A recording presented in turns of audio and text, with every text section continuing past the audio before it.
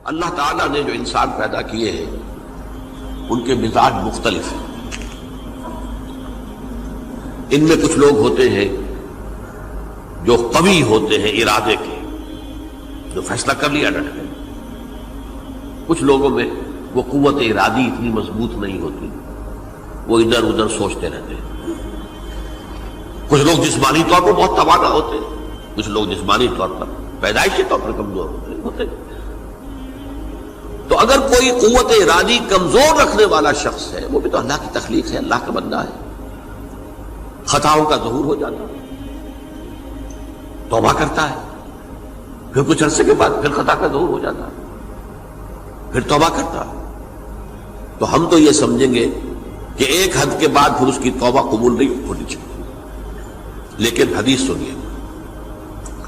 وعن ابی ہریرہ رضی اللہ تعالی عنہ قال قال رسول اللہ صلی اللہ علیہ وسلم ان عبدا اذنب ذنبا، یقیناً ایک بندہ جو ہے وہ ایک گناہ کرتا ہے. فقال، پھر وہ کہتا ہے رب، اے میرے پروردگار، اذنبت فاغفر لی، مجھ سے گناہ ہو گیا ہے، مجھے معاف فرما دے. فقال ربہ، تو پروردگار یہ کہتا ہے اعلم عبدی ان لہ ربا یغفر الذنب ویأخذ بہ، میرا یہ بندہ یہ جانتا ہے کہ اس کا ایک رب ہے جو گناہ معاف بھی کر سکتا ہے اور سزا دے بھی سکتا ہے. کیا معنی ہوئے؟ گناہ اس نے کیا ہے لیکن جانتا ہے اللہ کو کہ وہ معاف بھی فرما سکتا ہے، تبھی تو وہ اللہ سے معافی کی درخواست کر رہا ہے. اس کے اس جاننے کی بنیاد پر، اس کے اس علم کی بنیاد پر، اس کے اس ایمان کی بنیاد پر فرمایا غفرت لعبدی، میں نے اپنے بندے کو معاف کر دیا. ثم مکث ما شاء اللہ، پھر وقت گزرا جتنا کہ اللہ نے چاہا. ثم اذنب ذنبا، پھر اس سے گناہ ہو گیا.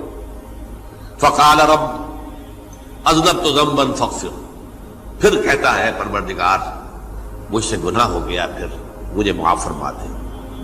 فقال ربہ، اللہ فرماتا ہے عالم عبدی ان لہ ربا یغفر الذنب ویأخذ بہ، میرا بندہ ہے نا جو جانتا ہے کہ اس کا ایک رب ہے، ایمان باللہ اس کے اندر ہے، تبھی تو پکار رہا ہے. اور یہ بھی جانتا ہے کہ وہ گناہ معاف بھی کر سکتا ہے اور چاہے تو پکڑ بھی سکتا ہے، سزا بھی دے سکتا ہے. تو فرمایا، اللہ تعالیٰ فرماتے ہیں میں نے فرمایا کہ میں نے معاف کر دیا.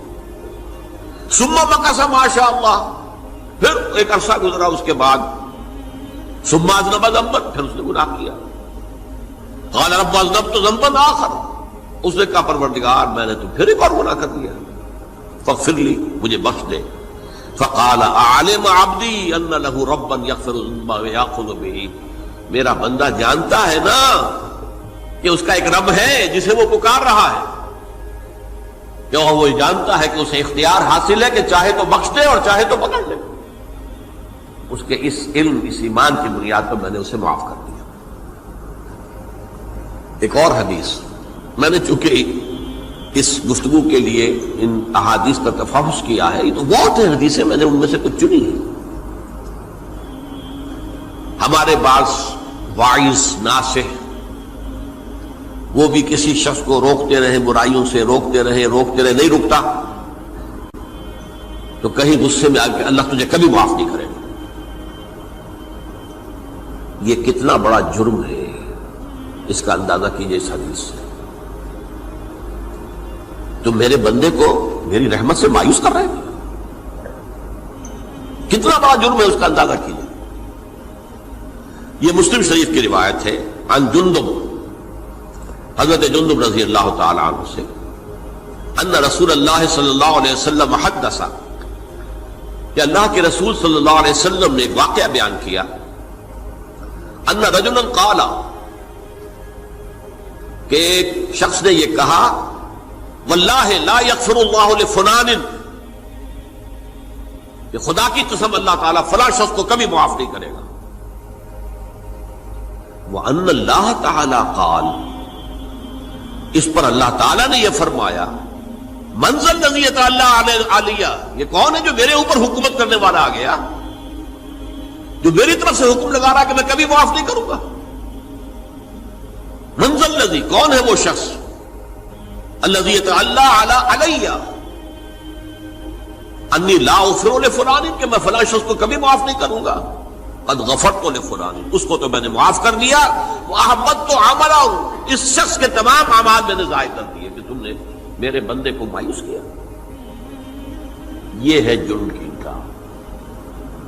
تو توبہ کی دعوت دیتے رہو، توبہ کے لیے لوگوں کو آمادہ کرتے رہو، توبہ جو ہے اس کے لیے ترغیب دیتے رہو، اللہ تعالیٰ معاف فرمانے والا۔ اب آخری حدیث سنا رہا ہوں، یہ تو بہت ہی عجیب حدیث ہے اور متفق علیہ، یہ بخاری اور مسلم دونوں میں۔ حضرت ابو سعید الخدری رضی اللہ تعالی عنہ جو ہے وہ اس کے راوی ہیں۔ حضور نے فرمایا کانا فی من کانا قبلکم رجل قتل 99 نفسا، تم سے پہلے جو امت تھی بنی اسرائیل، گویا کہ ان کا ذکر ہے، اس میں ایک آدمی ایسا تھا جس نے 99 قتل کیے تھے۔ اب آپ اندازہ کیجئے کتنا بڑا گناہ کبیرہ ہے قتل۔ قرآن مجید میں آتا ہے وَكَأَنَّمَا قَتَلَ النَّاسَ جَمِيعًا، اگر ایک انسان کو بھی ناحق قتل کر دیا گیا تو یہ ایسی ہے گویا کہ اس نے پوری نوع انسانی کو قتل کر دیا، اس نے 99 قتل کیے۔ فَهَلْ لَهُ مِن تَوْبَةٍ، پھر اس کے بعد یہ ہوا کہ اس کے اندر توبہ کا جذبہ پیدا ہوا۔ فَسَأَلَ عَنْ أَعْلَمِ أَهْلِ الْأَرْضِ، تو اس نے پھر سوال کیا، لوگوں سے پوچھا کہ زمین میں رہنے والوں میں کون سب سے بڑا عالم ہے؟ فَدُلَّ عَلَى رَاهِبٍ، اسے بتایا گیا فلاں راہب فلاں جگہ پر ہے، وہ بہت نیک ہے، بڑا عالم ہے۔ فَأَتَاهُ، وہ اس کے پاس آیا، فَقَالَ أَنَّهُ قَتَلَ 99 نَفْسًا فَهَلْ لَهُ مِن تَوْبَةٍ، انہوں نے کہا دیکھیے راہب صاحب، میں نے 99 انسان قتل کیے، اب مجھے یہ بتائیے کہ میرے لیے توبہ کا کوئی امکان ہے؟ فَقَالَ لَا، انہوں نے کہا نہیں۔ فَقَتَلَهُ، اس نے اس کو بھی قتل کر دیا۔ فَكَمَّلَ بِهِ 100، اپنی سینچری مکمل کر لی، مطلب 99 کے بعد ایک کی کسر تھی، اس کو بھی قتل کیا، 100 پورے کر لیا۔